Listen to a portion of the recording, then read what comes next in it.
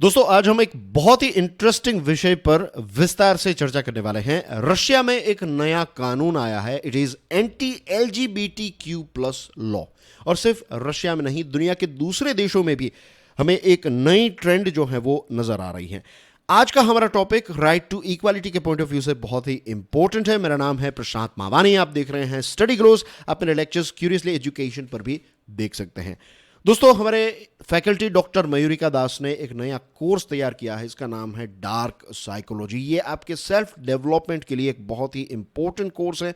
इस कोर्स के साथ जुड़ी हुई सारी इंपॉर्टेंट डिटेल्स मैं आपके साथ अभी थोड़ी देर में शेयर करूंगा।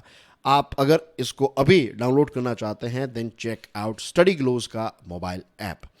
तो आपकी स्क्रीन पर ये जो फ्लैग है ये रशिया का फ्लैग है और रशिया के प्रेसिडेंट व्लादिमीर पुतिन ने एक लेजिस्लेशन पर अपने दस्तखत कर लिए हैं, यानी कि अब ऑफिशियली रशिया में एक नया कानून आ चुका है।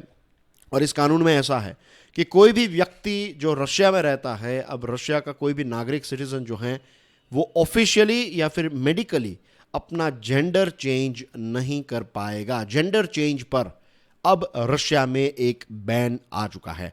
तो ये जो LGBT+ कम्युनिटी है उनके लिए ये एक बहुत ही बुरी खबर है। ये जो बिल है, ये जो नया कानून है, इसको रशिया की पार्लियामेंट के दोनों हाउसेस में से यूनैनिमसली पास किया गया, यानी कि किसी भी प्रकार के विरोध के बिना इस बिल को पास किया गया। इसमें बैन किस प्रकार का है? नंबर 1, कोई भी व्यक्ति अपना सेक्स चेंज मेडिकल ऑपरेशन से नहीं कर पाएगा। This is ban number 1। इसी के साथ साथ ऑफिशियल डॉक्यूमेंट्स या फिर पब्लिक रिकॉर्ड्स में भी कोई व्यक्ति जो है वो अपना जेंडर चेंज नहीं कर पाएगा। इसमें एक्सेप्शन भी दिया गया है। अगर किसी को जन्म से ही कोई बर्थ डिफेक्ट्स हैं जिनको हम कोजेनिटल एनामोलीज कहते हैं, कोई स्ट्रक्चरल या फिर फंक्शनल एबनॉर्मलिटीज हैं, तो ऐसे ऑपरेशंस जो हैं वो करने की इजाज़त दी गई है। लेकिन फिर कोई व्यक्ति लेट्स से कुछ सालों के बाद मीन्स अब ऐसा करना चाहे कि वो अपना सेक्स चेंज करना चाहता है, तो ये चीज़ जो है वो अब बेसिकली रशिया में अलाउड नहीं है। ये जो नया लॉ है इसमें 2 चीज़ें हैं। It also annuls marriages in which one person has changed gender. अगर 2 लोगों के बीच में शादी हुई है, ऑफिशियली उन्होंने शादी की और फिर पता चलता है कि किसी एक पार्टनर ने अपना सेक्स चेंज करवाया है, तो इस प्रकार के जो मैरिजेस हैं ये एनूल हो जाएंगे। एनूल का मतलब होता है कि ये कैंसल हो जाएंगे। Number 2, it bars transgender people from becoming foster और एडॉप्टिव पेरेंट्स। अब रशिया में ट्रांसजेंडर लोग जो हैं वो बच्चों को एडॉप्ट नहीं कर पाएंगे। इस लॉ में इस प्रकार की चीज़ें भी हमें नज़र आ रही हैं। क्रेमलिन जो है उसकी कोशिश ये है, यानी कि जो रशिया की पार्लियामेंट है, रशिया की सरकार की कोशिश ये है कि वो ट्रेडिशनल वैल्यूज़ को, रशियन ट्रेडिशनल वैल्यूज़ को प्रोटेक्ट करने के लिए इस प्रकार का लॉ लेकर आया है। वहाँ के जो लॉ मेकर्स हैं उनका कहना ये है कि ये जो वेस्टर्न एक प्रकार का ट्रेंड चल रहा है, रशिया जो है वो अपने आप को कल्चरली स्पीकिंग एक ईस्टर्न देश मानता है, और जब वेस्टर्न वर्ल्ड की बात आती है तो ऑफ कोर्स वो कहता है कि यूएसए और यूएसए के कुछ ऐसे एलाइज देश हैं जहाँ पर इस प्रकार की चीज़ें चल रही हैं। तो इन सारी चीज़ों से बचाने के लिए, रशिया के कल्चर को बचाने के लिए ये एक कदम जो है वो रशिया की सरकार को उठाना पड़ा। उनका कहना यह है कि वेस्टर्न एंटी फैमिली आइडियोलॉजी जो है उससे रशिया को बचाने के लिए सरकार को इस प्रकार का लॉ जो है, इस प्रकार का कानून लेकर आना पड़ा। आज से लगभग 1 दशक पहले की बात है जब LGBTQ+ कम्युनिटी जो हैं उन पर क्रैकडाउन करने की, यानी कि उन पर एक बैन लगाने की शुरुआत जो है वो रशिया ने स्टार्ट की थी।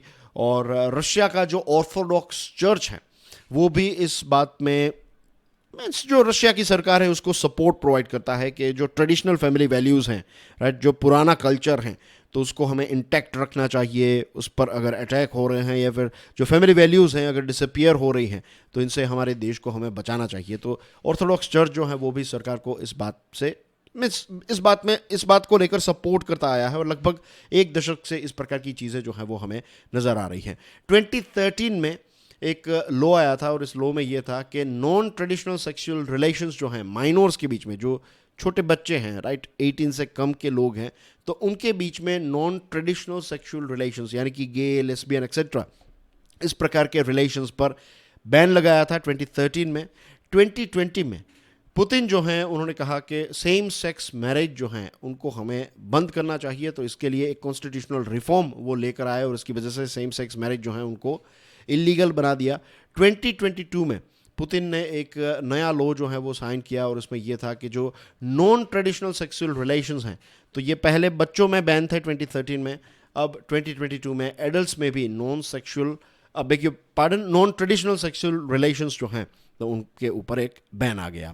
तो एज यू कैन सी कि स्टेप बाय स्टेप जो है वो रशिया ने LGBTQ+ कम्युनिटी के खिलाफ बहुत सारे लॉज जो हैं उनको पास किया है। It's not just Russia, China की अगर हम बात करें तो शी जिनपिंग की सरकार जो है उन्होंने भी LGBTQ+ कम्युनिटी और उनके जो एडवोकेसी ग्रुप्स हैं, जो LGBTQ+ कम्युनिटी के अधिकारों के बारे में बात करने वाले ग्रुप्स हैं, तो उन पर क्रैकडाउन यानी कि उनको बंद करवाना स्टार्ट कर दिया है। एक सेंटर है जिसका नाम है बीजिंग LGBT सेंटर। अब ये जो सेंटर है ये बहुत ही इंपॉर्टेंट ऑर्गेनाइजेशन है जो LGBTQ+ कम्युनिटी के जो लोग हैं तो उनको सपोर्ट प्रोवाइड करने का काम, उनको एडवोकेसी प्रोवाइड करने का काम जो है वो ये सेंटर करता था। लेकिन अब इस सेंटर को भी इसी महीने में चाइना में हमेशा के लिए बंद करवा दिया है।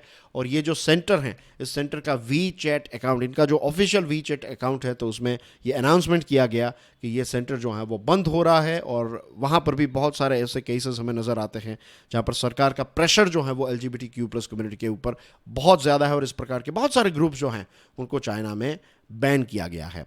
अब रशिया चाइना में इस प्रकार की चीज़ें चल रही है तो समझ में आता है कि चलो वहाँ की सिस्टम जो है वो थोड़ी अलग है, लेकिन USA में भी इस प्रकार की ट्रेंड जो है वो हमें नज़र आ रही है। USA में भी बहुत सारे LGBTQ+ लेजिस्लेशन और इस प्रकार के एक एफर्ट्स, इस प्रकार की कोशिशें की जा रही हैं कि LGBTQ के जो अधिकार हैं उनको ख़त्म किए जाए और anti-LGBTQ+ सेंटिमेंट्स जो हैं वो अब अलग अलग जगहों पर हमें नज़र आ रहे हैं, USA के अलग अलग जगहों पर नज़र आ रहे हैं। इतना ही नहीं, जो फार राइट या फिर रिलीजियस राइट ग्रुप्स हैं, वो ग्रुप्स जो हैं वो भी इस आइडियोलॉजी को USA के साथ साथ दुनिया के दूसरे देशों में भी स्प्रेड करवा रहे हैं, जैसे कि अफ्रीका हो गया, ईस्टर्न यूरोप हैं, लैटिन अमेरिका है। तो इन सारे अलग अलग क्षेत्रों में ये रिलीजियस राइट ग्रुप्स जो हैं USA के, वो इस प्रकार की एक मुहिम चला रहे हैं कि ये LGBTQ+ चीज़ें जो हैं वो नहीं होनी चाहिए एंड थिंग्स लाइक दैट।